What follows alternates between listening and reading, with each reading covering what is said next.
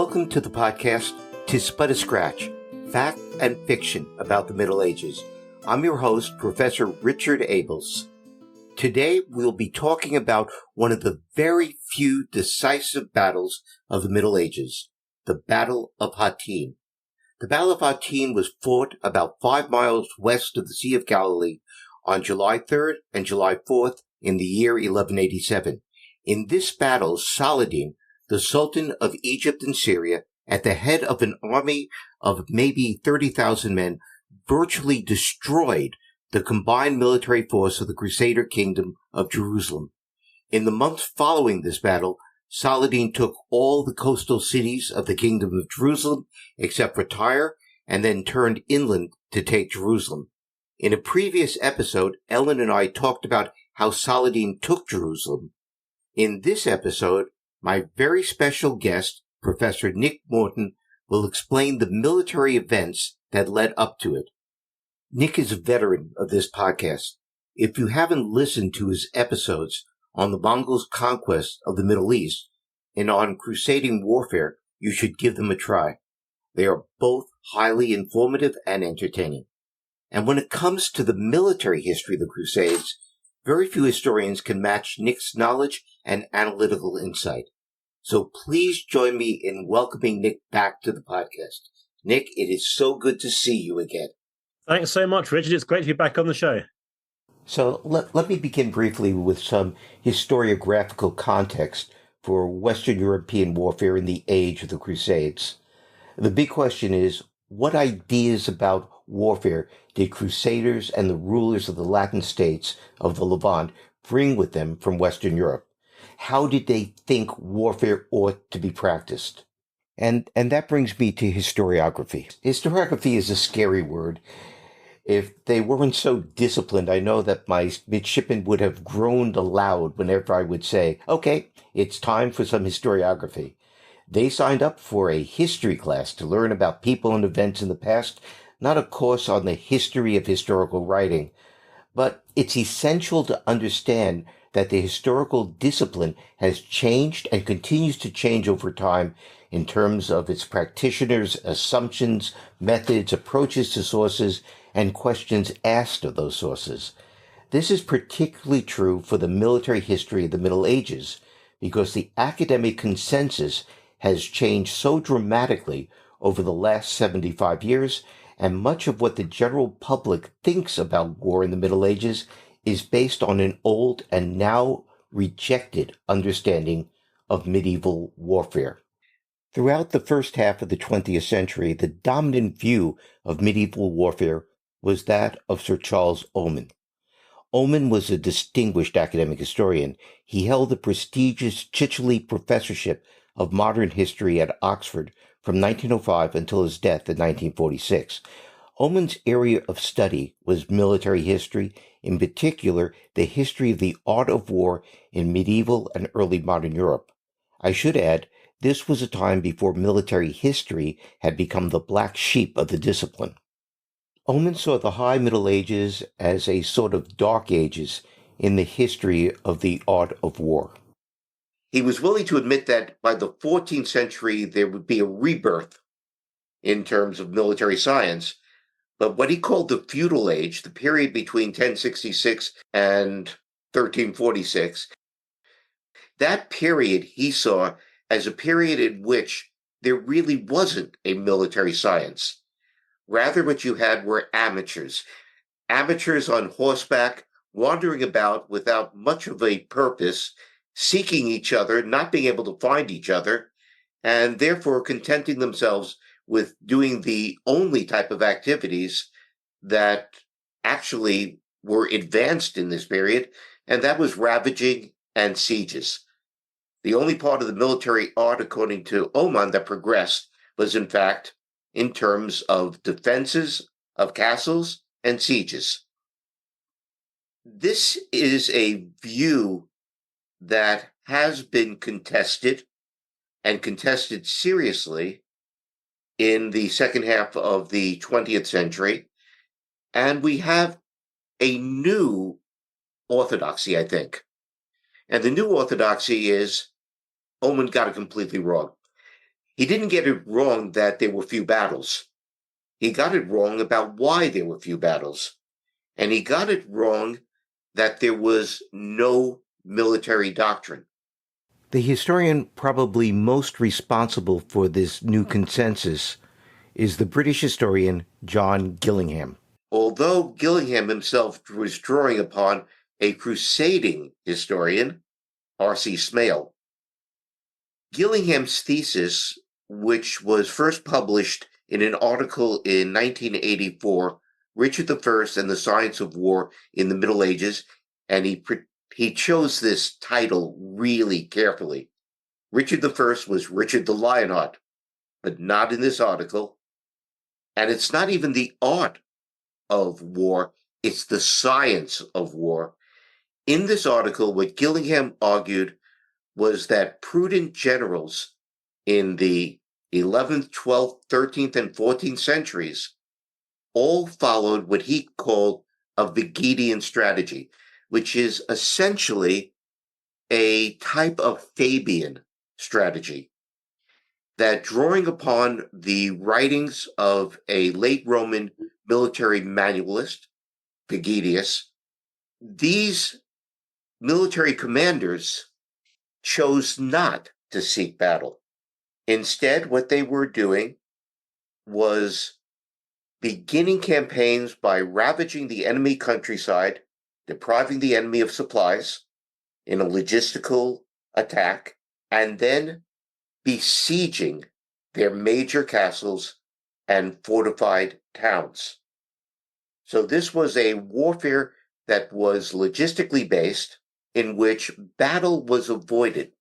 And the reason battle was avoided, according to Gillingham, is that it didn't make military sense. It was too risky. In an age in which commanders were expected to fight from the front, to risk battle was to risk the life of the commander.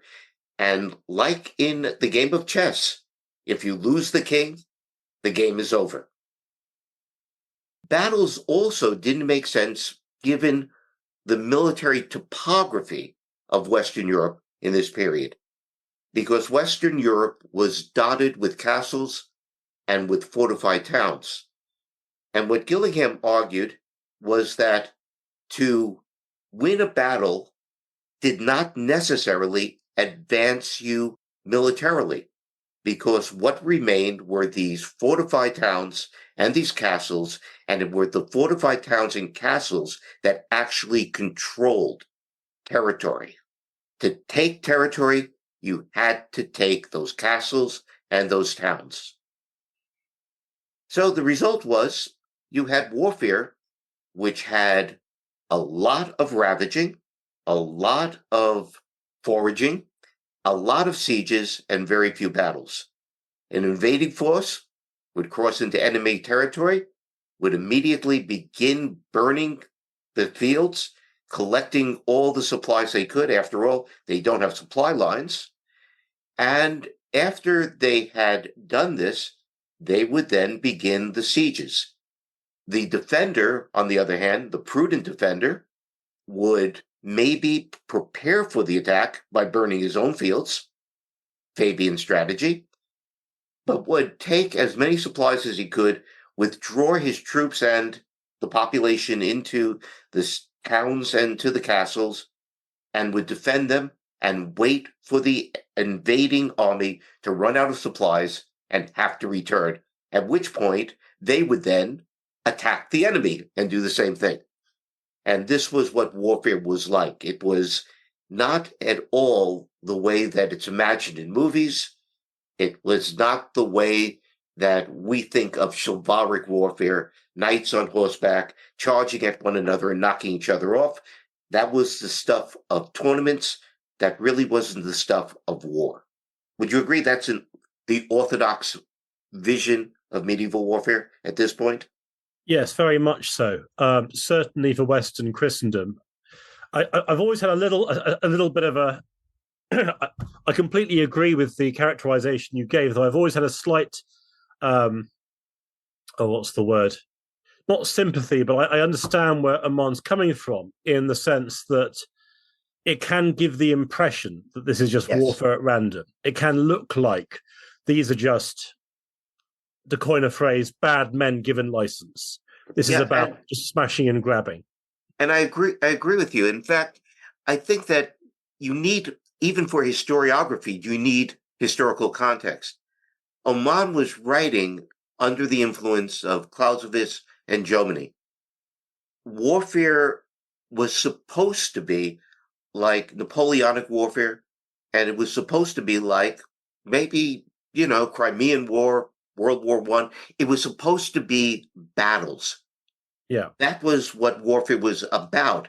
Everything else was sort of on the fringes of military activity, but it was all to lead up to the decisive battle. And what Oman discovered when he was doing his research, and he did really thorough research, was he couldn't find the battles.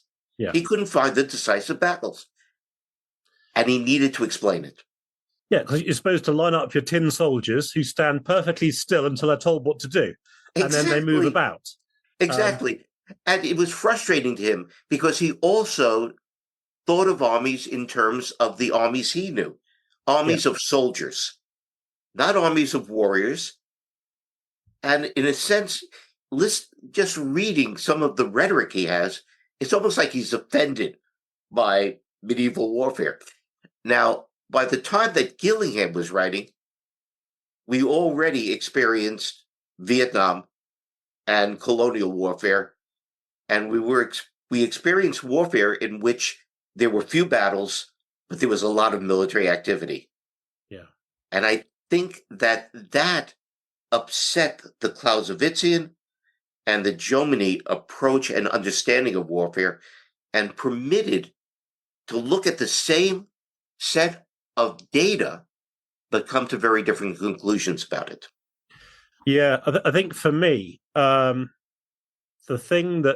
most important starting point for understanding the military history, the two theatres I'm most concerned with are the Middle East and Western Christendom. But the starting point for getting to grips with this is firstly to recognize just how poor states are at this time. Yes. They do not have money to spend.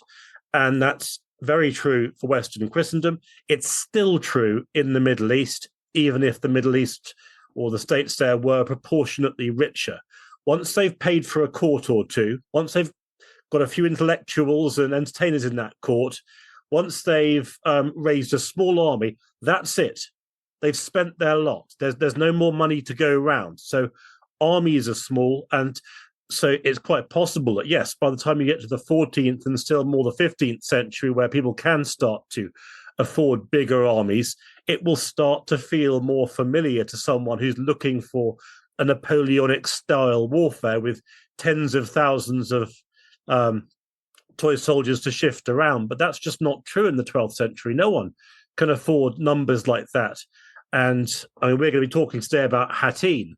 That was a big battle, but it's extraordinarily rare in the Middle East or anywhere else that you get battles on that scale, and it's viewed as being profoundly unusual. And neither side can put forces in the field for that long. Saladin tried, and it almost broke him doing it because of the sheer administrative and fiscal demands involved in maintaining a force on that scale, even though it was in the process of conquering big commercial cities that presumably would have generated a great deal of plunder and additional financial input, I suppose.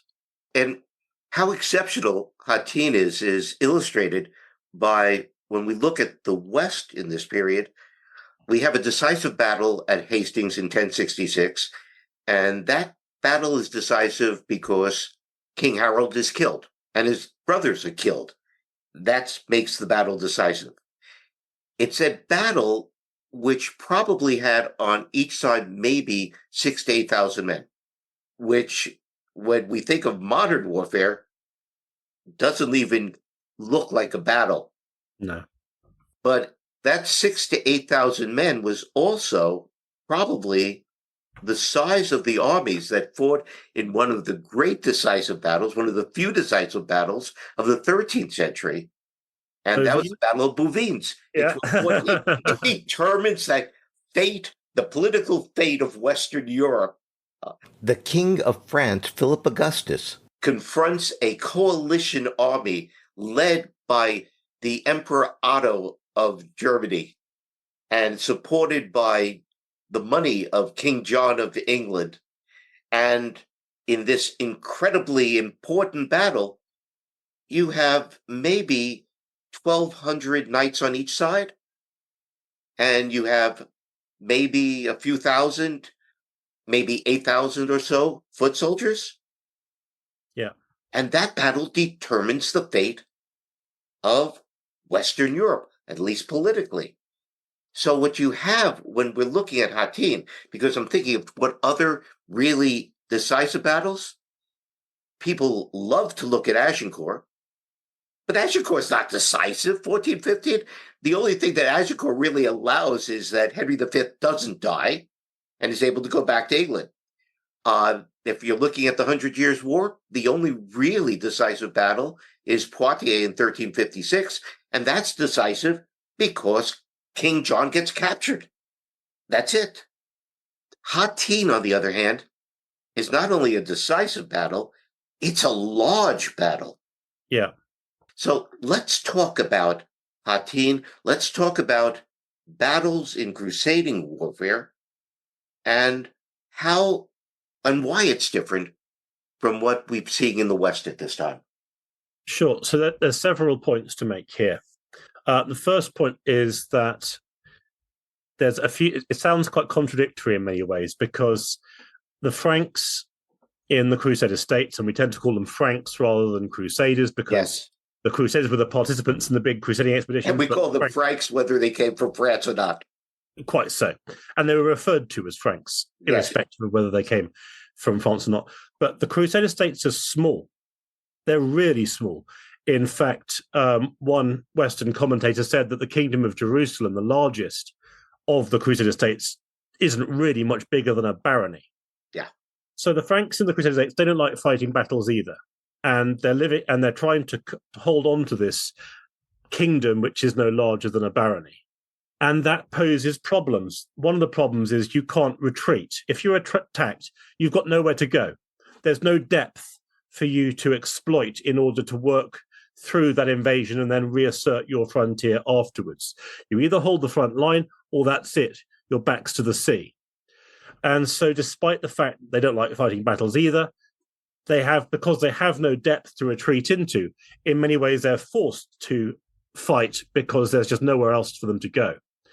But also, this is not very obviously a theatre where you have simply Frankish armies against Frankish armies. The major armies of this era are those of the Crusader states, but primarily they are those of the Seljuk Turkish Empire and those of the successor states to the Seljuk Turkish Empire, which would include the Zangid dynasty and later on the Kurdish Ayyubids, and of course Saladin being the most famous of the Ayyubid leaders. And here's the point, that they come from a very, very different background to the Franks. The Franks are predominantly from an agricultural society background, where their knightly classes are a social elite who have to be equipped immaculately on very expensive war horses and with hauberks that cost a great deal of money. And if you lose those knights, you've got to wait for the next generation pretty much, or at least the next contingent of troops from Western Christendom to replenish them. And they're hard to replenish, not least because they also represent the major bureaucratic class in that territory as well. So for many of the same reasons that battles aren't fought in Western Christendom, they are not fought as well in the Crusader states. But in many ways, it's even worse in the Crusader states because the Frankish population is so small. There's no second line of defense. They can raise big armies, but if that army goes, that's it. There's nowhere else to go. There's no second line of defense. But for the Seljuk Turks and their various armies, it's a very different state of affairs. They come from a nomadic background, where often their leaders very much rest on their military credentials. Of course, they do in Western Christendom as well, but this seems to be particularly the case among the Seljuk Turks and their various successor dynasties, and they seem to be a great deal more prepared to fight battles.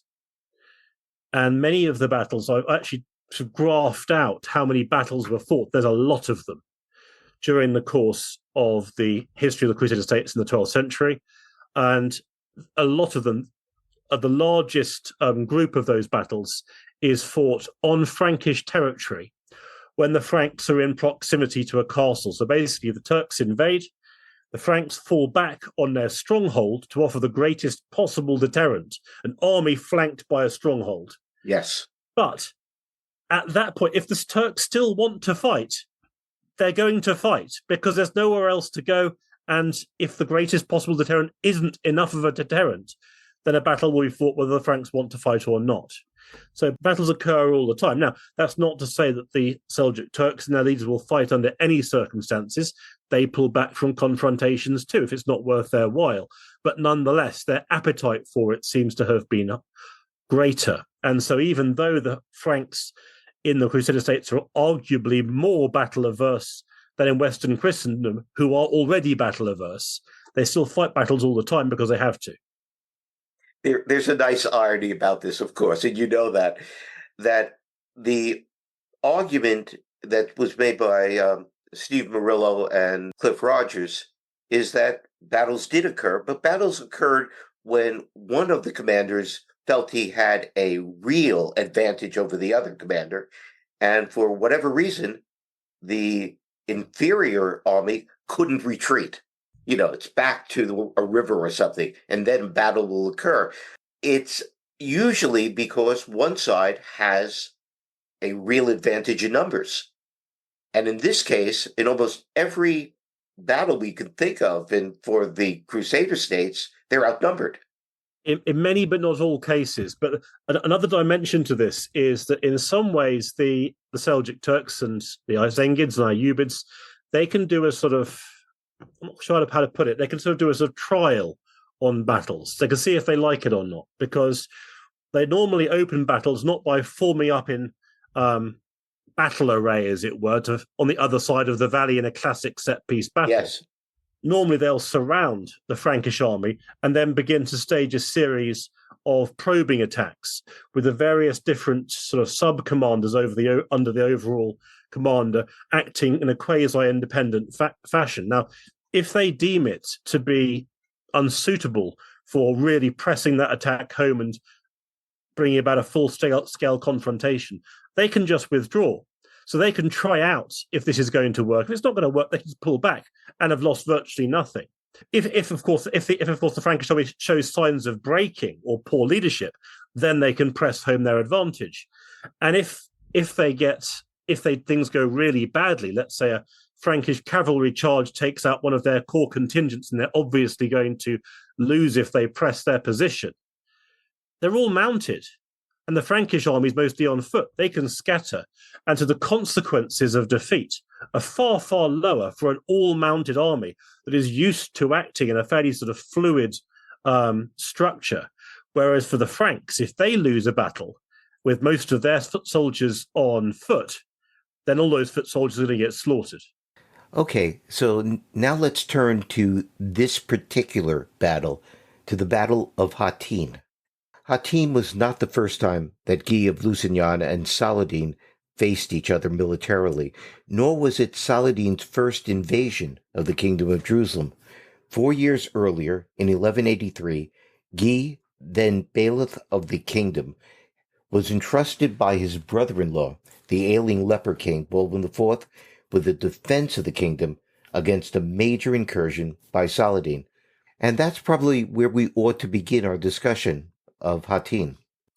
Okay, so just sort of a bit of setting the scene. So Saladin began his career, or he really sort of surfaces in the surviving sources for this era, as a commander under the Zengid ruler Nur al-Din. And he, that really worked out well. Sorry. Well, he under his uncle Shirkuh conquered Egypt on behalf of Nur al-Din, and for Nur al-Din, this initially was an enormous triumph, except for the fact that once Saladin had taken power in Egypt ostensibly as Nur al-Din's governor, he wouldn't accept orders. He wouldn't coordinate his activities with Nur al-Din, and Nur al-Din actually died in the process of raising an expedition to try and force Saladin to heel. Yes. But nonetheless, in later years, Saladin then advanced out of Egypt and conquered much of Nur al-Din's territory, forging an enormous empire by the standards of the day, an empire in military terms capable of raising up to maybe 25 to 30,000 troops, which is vast by the standards of the day. Okay, we already have a problem here, though, because as I understand it, Muslims are not supposed to fight Muslims. And Saladin is spending this early military career basically waging war against fellow Muslims. Indeed, I mean it happens all the time. It's not just Muslims fighting Muslims. You have plenty of examples of Christians fighting Christians as well. It's an underlying sort of it's one of those things you hear about, particularly if you go to, I don't know, dinner parties or whatever, and someone asks you about what you do. When they tell you what they think they know about the Middle East in the period of the Crusades, it's almost as if you can get a map and draw a line down the middle with Crusader territory on one side and Muslim territory on the other. Yes. Of course, in practice, it's so much more complicated. I once tried counting the various major factions involved in the wars for the Middle East, and I lost count at about 30. But Yes. there are so many occasions where it's Christians fighting Christians, or Christians fighting Muslims, or Christians and Muslims fighting Christians and Muslims. The battle lines are rarely simple, and it's certainly not as simple as just being Christians versus Muslims. And Saladin does have a argument for why he's doing this. In order to be able to advance jihad, in order to be able to have an effective jihad against the Christian invaders, one needs to unite the Islamic world. And that's what he's doing. He's uniting the Islamic world in order for the ultimate mission. And the ultimate mission is the liberation of the holy city of Jerusalem and to drive out the Franks. Yeah, that's certainly the line he takes. Although it's an important bit of context for Hattin, that on the eve of Hattin, those arguments are starting to wear thin. He spent a lot of time over 2 decades, or almost 2 decades, making exactly that kind of promise, and he hasn't delivered. Yes. He's landed no major blow against the Franks up to this point. He's had some fairly successful campaigns. He's had a couple of major battlefield victories, but he's lost some too. He hasn't taken much territory, and his position is beginning to look precarious. He has to realize that promise. So in 1182, he does invade. Yeah. So 1182, he invades. He's reasonably successful. Then 1183, he invades, and that he's less successful. The Franks essentially adopt shadowing tactics. He moves south, they move south. He moves north, they move north. They refuse battle the whole time whilst fortifying themselves in entrenched encampments. Saladin can't shift them, so Saladin is forced to withdraw, which looks bad for Saladin because he hasn't struck a major blow with his large army. And it looks bad for the Crusader states as well, because as far as they're concerned, well, why wouldn't they fight Saladin? Because as far as some people are concerned, at least, they believe God will give them victory. So to hold back from battle can look pretty bad. There is an argument that the one great victory that Saladin did get was taking Jacob's Ford. Yeah. And thus being able to dominate, well, basically the borderlands between the Islamic states and the Crusader states. Yeah, sure. So in 1178-79, the Kingdom of Jerusalem under Bourbon IV marches out beyond its borders in order to build a new frontier stronghold facing Damascus at a place called Jacob's Ford. Saladin tries to buy off the Franks initially. He had suffered a major defeat at a place called Montgisard in 1177, so only a little while before this. So he tries to buy off the Franks, but they refuse. And they build the outer skeleton of a stronghold. And this is when Saladin realizes he has to actually take the field to deal with this. And he does succeed in driving the Franks away, as you say. That gives him a degree of a stronger presence on the frontier territories. But it has to be said, he takes no territory. He merely prevents the Franks from taking additional territory. Yes. So it's a victory, yes, but he's got little to show for it, aside from the basic fact that he has successfully blocked a probe from the Kingdom of Jerusalem. And at late 1187 is different. The catalyst for Saladin's invasions in 1182, 1183, and 1187 was Reynold of Chatillon's truce-breaking raids upon Muslim pilgrim and trading ships in the Red Sea and on caravans. Reynold was one of the more colorful figures in crusading history. Neither King Baldwin IV nor King Guy was able to control him. His unremitting hostility to the Muslims may have been a consequence of his 15-year captivity in a Turkish prison in Aleppo after one too many raids upon Muslim caravans.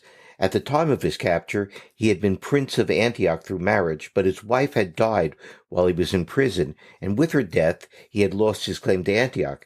But Reynold landed on his feet because of powerful family connections. After his release, and it took a king's ransom to release him, he joined the royal court of Jerusalem and became a close political ally of the Queen Mother Agnes of Courtenay and her son, Baldwin IV. Reynold married the heiress Stephanie of Milly, and through her became the lord of Outre Jourdain, a large and loosely defined territory east of the Jordan River, whose main castle was Karak in modern-day Jordan. In the 1180s, while the Kingdom of Jerusalem was officially at peace with Saladin, Reynold ignored the terms of the truce and fought what amounted to a private commercial war. Saladin's invasion in 1187, as in 1182, was the consequence of a raid launched by Reynold upon a caravan and Reynold's subsequent defiance of King Baldwin IV in 1182 and Guy in 1187 to make restitution. And at this point, Saladin had fairly good relations, at least with some of the great nobles of the Latin kingdoms. He seems to have had very good relations with Raymond of Tripoli? Yes, with Raymond of Tripoli. They had an agreement about not violating each other's territory. And it all changes with 1187 and this attack upon the caravan. As Nick pointed out, Saladin was under enormous political pressure to make good his pledge to lead a jihad against the Crusader states. The truce he had contracted in 1183 with Baldwin IV had given Saladin time to build up his forces and consolidate his control over Syria. Reynold of Chatillon provided him with the excuse he needed to repudiate that truce. Okay, so let's do some numbers. Yes. By 1187, Saladin can manage about 30,000 troops if he goes all in. That's his maximum. And of those, it seems about 12,000 were prime Turkish cavalry, with other forces making up sort of the auxiliaries to those. Kingdom of Jerusalem, it's not the same. Now, the Kingdom of Jerusalem, now, as I've mentioned, all states in this era are poor by modern standards, but by the standards of the day, the Kingdom of Jerusalem is small but rich. And its big port cities, places like Acre and Tyre and Beirut, they produce a massive commercial income that can support a large army, much larger than, say, even the Empire of Germany, or at least some of the Empire of Germany's armies. Kingdom of Jerusalem, if it goes all in, can manage about 20,000 troops, of which about 1,200 would have been cavalry, and of those, half would have been provided by the Templars and Hospitallers. Can you tell us a little bit about the military orders and what makes them different from the ordinary knights of the period? Sure. So in their origins, they began as sort of groups of, in the Templars' case, a group of knights, in the Hospitallers' case, a group of sort of charitable people providing medical care for people in Jerusalem. And they begin as religious organizations. So the Templars as a group of pilgrim escorts, the Hospitallers providing medical care. But they both grow. They both grow and become formal institutions of the Catholic Church. And crucially, from a financial perspective, they begin to take on the model, the closest analogy to which would be a modern day charity. Yes. In the sense that tens of thousands of people in Western Christendom hear of their work, like it, and then start pouring donations upon them, whether those donations take the form of money, land, or recruits. So the Templars and Hospitallers build up massive portfolios of estates in Western Christendom. Those estates, by turn, send a proportion of their income to the Crusader states, which provides massive revenues for both orders. The Hospitallers, by the time you get to the mid-12th century, they're still very committed to medical care, but they also supply large contingents of troops as well, which is why the Templars and Hospitallers become major providers of mounted knights and infantry. And from the kings of Jerusalem's perspective, those warriors have two main virtues. The first is they're often very well equipped and trained. And the second is that from his perspective, they're free.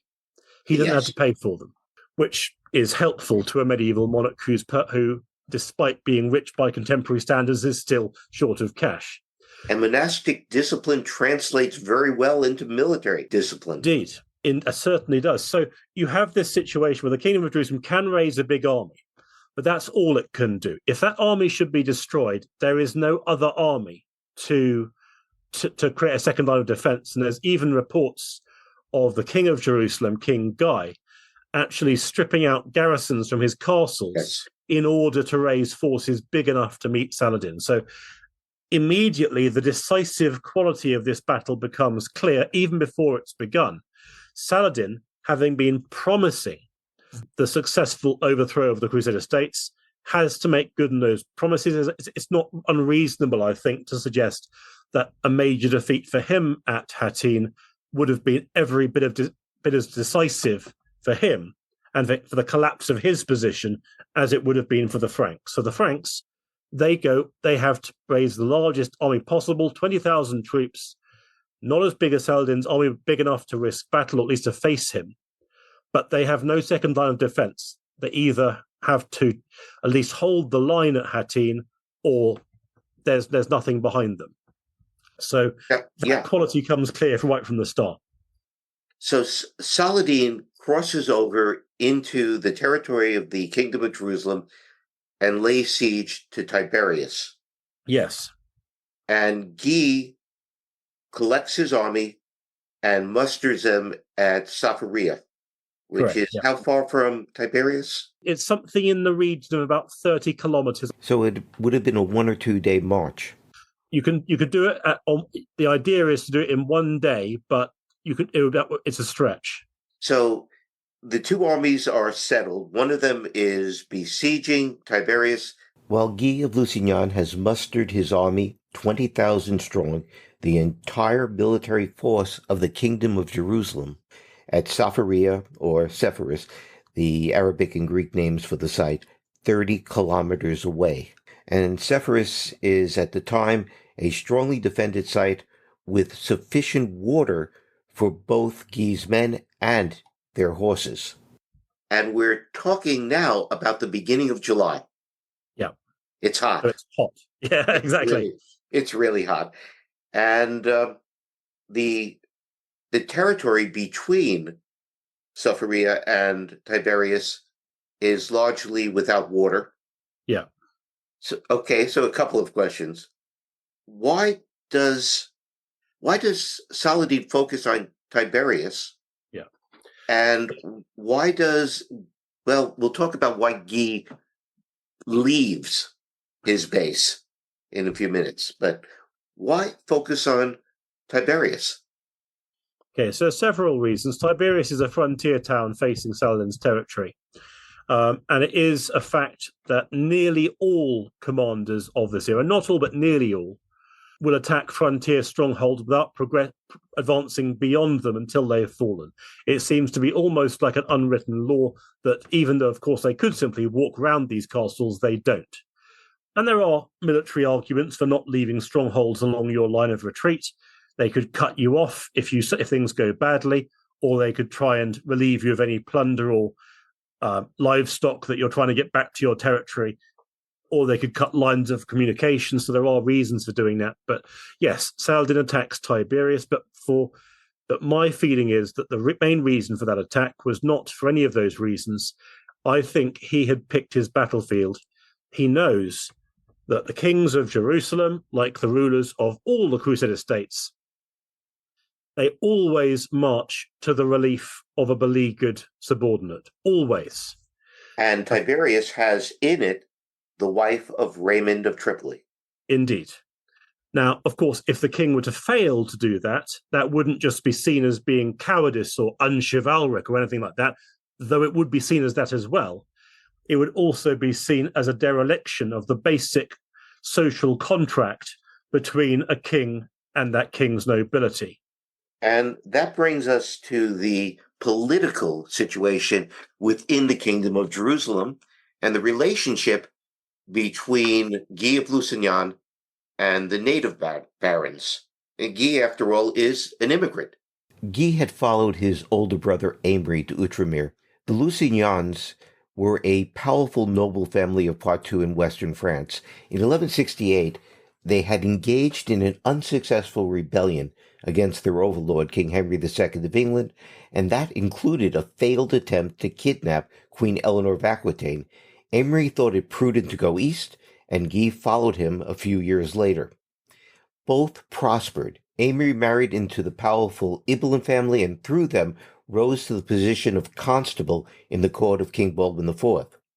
Aimery, in turn, introduced Guy into the court, and Guy seems to really have impressed King Baldwin IV, his mother Agnes of Courtenay, and especially Baldwin's sister, the Princess Sibylla, a young widow with a young son. Yeah. Baldwin, wasting away from leprosy, saw the impressive young Frenchman as the solution to the problem of succession. He encouraged Sibylla's marriage to Guy, despite the opposition of Count Raymond III of Tripoli. Raymond headed a contingent of native barons who resented the influence of the Queen Mother Agnes of Courtenay and her relations, and believed that they could strengthen their political position by forcing Sibylla to marry a husband of their choosing. Sibylla's marriage to Guy derailed those plans. Baldwin IV demonstrated his support for and confidence in his new brother-in-law by appointing him bailiff of the Kingdom of Jerusalem. Bailiff was the highest position within the royal household. The bailiff's duties included acting as regent if the king were absent or incapacitated, and given Baldwin IV's leprosy, Guy's appointment as bailiff meant that he would lead the army in defense of the Kingdom of Jerusalem. Nick has already described how Guy of Lusignan fought a campaign of maneuver against Saladin in 1183. Guy's campaign was successful in forcing Saladin to withdraw, but his failure to confront Saladin in battle provided ammunition to Guy's critics among the native baronage, led by Count Raymond III of Tripoli, who had strenuously opposed Guy's marriage to Sibylla. A few months later, Guy lost the favor of Baldwin IV, and with it his office as regent, when he disobeyed Baldwin's command to relieve Saladin's siege of Reynold of Chatillon's castle of Carac.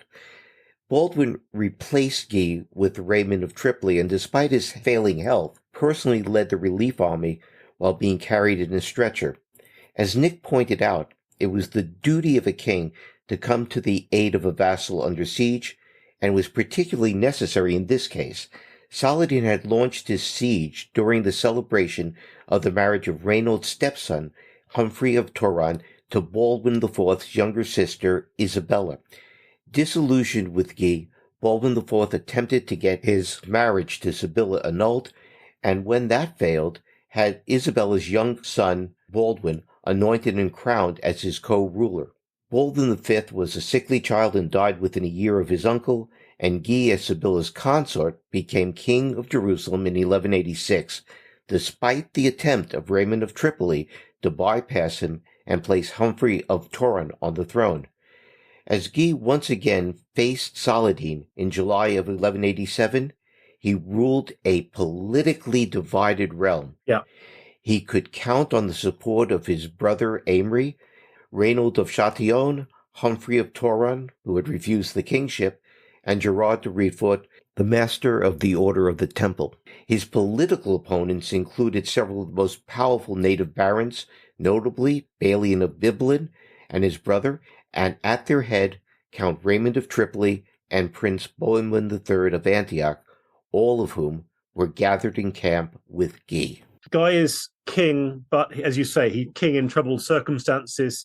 He has his supporters and he has his detractors, and chief among his detractors is Raymond III of Tripoli, Yes. Who's also a landowner in the Kingdom of Jerusalem. And Raymond's position is complicated by the fact that, as you say, he formed an alliance with Saladin a little while before Hattin, but then when Saladin used that alliance to stage a surprise raid on the northern district of the Kingdom of Jerusalem, Raymond thought better of it and came back on side with Guy. So there's trouble there. And of course, it's also Raymond's wife who's being besieged in Tiberias. And all of this sets the stage for a debate. And here's the problem with this debate. We only know about it from sources that are anti-Guy. Yes. Yes. And so it is tricky. But the sources basically say that a debate's held. And the question is simple. Should Guy march out with his army across this largely waterless zone? There are springs, but those springs are often seasonal and they're dry at this time of year. There's some water, but not enough water to feed a major army. It's not a desert, it's farmland, but it's farmland that's out of season. So he could march out and relieve Tiberias, with all the tactical problems that would entail.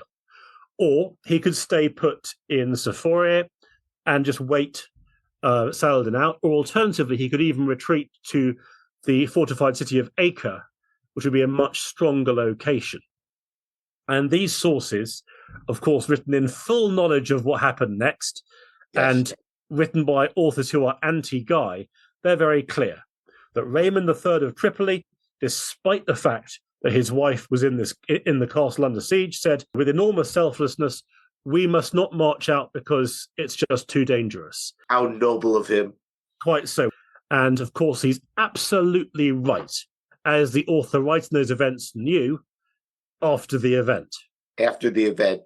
And on the other side, we have Reynaud of Châtillon. Yeah. We have the master of the temple, Gerard de Riedfort, Yep. saying, "You can't let this stand. You must go out." And R.C. Smale had argued that it was a bad military decision, but it was a bad military decision made because of a necessary political reality. If he failed to make this march, Guy would have lost the kingdom.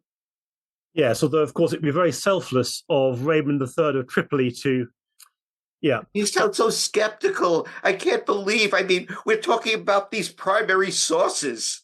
Yeah, so I'm very skeptical, and I've got my own reasons for being skeptical. Here are the reasons for my skepticism. Number one, Raymond III of Tripoli knows perfectly well that if Guy doesn't relieve Tiberias, he has broken his social contract with the nobility of the Kingdom of Jerusalem. He has become that most dreadful of things, a king who will not support a frontier noble when that frontier noble comes under attack. He knows this. My second objection is that the Kingdom of Jerusalem is actually very good. It's very experienced at marching through waterless zones. There is this weird perception that somehow the Franks are this. Guy himself may be a relative newcomer, but the Franks have been in the Middle East by this stage for 9 decades. They know perfectly well where they are and what the climate is like. And because they're fighting on home territory, they also know where the water is. Yes. It's not through a lack of familiarity that they, or an arrogance about their ability to cope with their surroundings that leads them to make this march. They've marched for days in the past without water. In 1147, Balban III marched all the way to Bosra, to the southeast of Damascus, with the wells being smashed down en route and on the way back, but he managed it for days. So Frankish armies can cope with waterless zones, and they've done it before. They're also capable of fighting in a formation called a fighting march, or R.C. Smale dubbed the term a fighting march, which is basically like an enormous Roman tortoise. The entire army forms a sort of armored carapace and then just plows towards its target. And because most of their opposing armies in this era are formed from Turkish light cavalry, who are not well equipped for a rigid line to bar their path, those fighting marches, equipped with thousands of crossbowmen, can normally cut a path through any target. In fact, pre-Hattin, I've only identified one occasion when any commander of any background was able to stop a Frankish fighting march. And that occurred in 1146 in Edessa. And that's only because the Franks broke their own fighting march, not because someone broke it for them. So they know various things. Yes, they know the area is waterless. They know that very well. Guy knows he has to relieve Tiberias, but also he knows that he can actually do it. Form his army up into a fighting march, plow straight towards Tiberias. No one has ever stopped him before, and he has no reason to believe they'll be able to do so now, because Turkish light cavalry simply isn't set up to provide a permanent barrier to his line of advance. What does Saladin do? His enemy has come out into the field. How does Saladin counter this? Or what does he try to do to counter this? This is the thing. I'm going through what he knows on the eve of the battle. But the problem is Saladin also knows these things. Yes. And I think Saladin gets a little bit underrated as a military commander. Sometimes he's set up as being a second-rate commander fighting a third-rate commander, with Guy as the third-rate commander. Mm. But when he comes up against Richard I, who's a first-rate commander, then he suffers very badly. Actually, I think that kind of characterization, which comes up quite a lot, is rather unkind to Saladin. I think he's a much better commander than he's given credit for. And the same could be said for Guy of Lusignan. Guy was much more effective as a military commander than he's given credit for. Yeah, absolutely. I think we're looking at here not at a battle of a battle fought between the mediocre and the poor, but a battle between two very competent commanders who know exactly what they're doing. So Saladin's response then. Okay. So the way Guy deals with this is once he's made his decision to march out and try and relieve Tiberias, he acts fairly logically, which is to march at the earliest possible hour of the day. The idea being to cover as much ground as possible, A, before Saladin knows he's coming, and B, whilst it's still reasonably cool. I mean, why would you want to fight at 2:00 in the afternoon on a July day in the Kingdom of Jerusalem? Yes. So he actually covers about half the distance before Saladin's really able to make his own forces engage. And Saladin, his first move is fairly conventional, really. He brings a lot of his mounted cavalry behind the Christian army and then tries to wear it down. And he's using entirely conventional tactics, hit-and-run attacks by squadrons of light cavalry archers, approaching within bowshot of the Frankish fighting army in its fighting march formation, loosing a few volleys of arrows and then wheeling away, probably losing a few of their number each time to crossbowmen from the Franks' ranks, but continually doing that. The idea here is not to stop the Frankish army. It's just to slow it down. He doesn't want them reaching Tiberias on the first day. That's the main thing. And sure enough, it works. He slows them down until once you got into the afternoon, the Frankish army is pretty exhausted. It's reached a village about 2/3 of the way along its route. So it's already gone quite a long way. And that village is called Mascana. Now, Mascana does have a spring, and that spring probably was operating at this time of year, but it's small, not nearly enough to quench the thirst of all those thirsty knights and foot soldiers, still less their horses. And this is the critical moment. The decision is fielded to wait at Mascana for the following morning or to press on. And again, there's various pundits from this era who suggest that their favoured candidate obviously gave the advice to press on, whereas the ones who really made a mistake said, let's just hold back to Mascana. But it's that decision to stay there overnight that places the Frankish army in jeopardy. It's not by any means the end of the battle, but by spending the night there's not enough water to rehydrate the army. it starts to get difficult. And here again, Saladin uses a fairly conventional strategy, but he uses it to great effect, which is he lights fires in the undergrowth upwind of the Frankish army. So all that smoke comes billowing down on the Frankish army. And of course, once that gets into your throat, it will parch you and only make it harder to deal with the effects of dehydration. And I think at this point we should also add that one of the downsides of a fighting march is that you have to travel in full armor. Yeah. And if we're talking about July 3rd, riding in full armor or marching in full armor, it's hot as hell. Yeah. You're being boiled, and you don't have the luxury of taking it off, and it makes the situation even more difficult for the army under attack. Absolutely. And the Franks will undoubtedly have taken as much water as they can carry, but there's only so much that you can reasonably carry. And Saladin exacerbates it still further by actually getting his soldiers to bring up great pots of water from Lake Tiberias and then emptying them on the ground within sight of the Frankish army. So this places the Frankish army in straitened circumstances. Saladin makes sure the Frankish army is disrupted enough through the night so it can't sleep. And so it's a fatigued and dehydrated army that then rejoins the battle the following day. But they're not far away from Tiberias. They've had a rough time of it, but nonetheless, there's no real sign that anyone's got the upper hand at this point, even if the Frankish army is struggling. But the point is they have to push on towards Tiberias, but there's no particular reason to believe that they can't, because no one's ever stopped them in their fighting march formation previously. And for me, at least, this is the bit that needs to have a big, thick underline under it, because it's the important bit. The Franks resume their march. It seems likely the Templars were in the vanguard, and this time Saladin does not position his forces behind the Frankish army. He positions them in front of it, and he forms an immobile barrier directly in front of the Frankish army. So what he's doing, and I can't stress this enough, he is basically saying that he is prepared to risk a frontal hand-to-hand confrontation with a Frankish army. Now, typically, Turkish commanders don't do this because their light cavalry simply isn't suited for a frontal hand-to-hand confrontation with heavily armored Frankish knights. Their strengths are in mobility and archery. The melee doesn't suit them nearly so well. But over the previous decade or so, Saladin has been building up his heavily armored contingents of both mounted and infantry forces.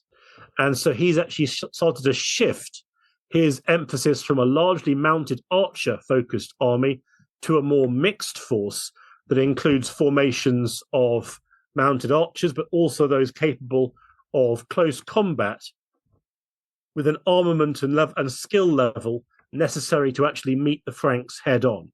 And he sets this up on the Horns of Hattin. No, he sets it up on the road between Mascana and Tiberias. Okay. And here is the point. This is what makes Saladin's strategy so fundamental.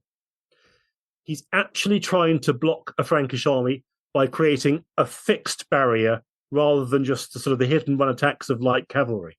And crucially, he succeeds. Now, he's weakened the Frankish army in advance, but it can't be stressed enough. He is actually able to bar the road. And that hadn't happened before. And it's then the Frankish army, when it realizes it can't break through, it then falls back on the slopes of an Iron Age fort just above their road, which provides some sanctuary but no water, which is called the Horns of Hattin. So we have a demoralized Frankish army, and if I remember the sources, it says that the cavalry and the infantry have been separated. The infantry is lagged behind. And how does the battle now culminate? Sure. So, yeah, the infantry and cavalry separate. The infantry sort of backs away from the battle, really. The knights and what's left of the army coalesces around Guy on the Horns of Hattin, and they fight all day. Saladin's forces surround Guy on the Horns of Hattin. Guy stages several cavalry charges, so do the Templars, down the slopes of the Horns of Hattin. Saladin's forces continually press upon them. There's one very sort of clinching moment where a cavalry charge is aimed at Saladin personally, and the cavalry charge down the slopes of the Horns of Hattin at him. But Saladin's learnt how to deal with this. He saw how his uncle did it in Egypt. And that is not to meet the Franks on this occasion, to meet the full force of their charge head on. He just separates his forces at the last minute. Because Guy's cavalry has built up so much momentum, they can't change course. So they go flying through the gap down to the bottom of the slope, where they themselves run out of energy, and then Saladin's forces close in upon them. The point is that they're not getting out, really. So, yeah, one force does make it out from the Frankish army, rather suspiciously led by Raymond III of Tripoli, with who, of course, had substantial relations with Saladin previously. The rest of the army is forced to surrender. Guy is forced to surrender. Reynald de Chatillon also surrenders, as well as many of their knights and what's left of the Templars and Hospitallers. And that is the end of the Battle of Hattin. And Saladin responds by holding Guy for ransom and actually treating him like a fellow king. He doesn't show the same mercy towards Reynald of Chatillon. He has him executed, right?